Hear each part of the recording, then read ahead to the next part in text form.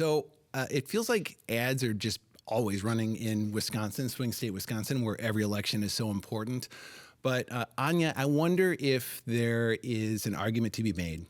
that the ads that are running right now are potentially very critical to the outcome of a race like the one we have for governor. I mean, right, this is sort of the pivot point. We are going from primary to general, and especially in this particular instance where we had such a kind of crazy Democratic primary, there's now two very clear candidates that are going to be on the ballot, and so they are trying to define themselves and they're trying to define one another. It strikes me that these two candidates in particular are maybe especially vulnerable to that because they're not that well known. And this is really their opportunity to decide on what territory the election will be fought.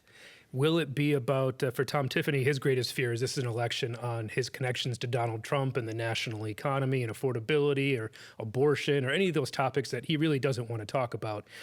For David Crowley, it's absolutely, he doesn't want to have to talk about crime rates or doesn't want to have to talk about some of the executive decisions he's made in Milwaukee or some of the history of that county, and especially where he is on data centers. This is one of those pivot points that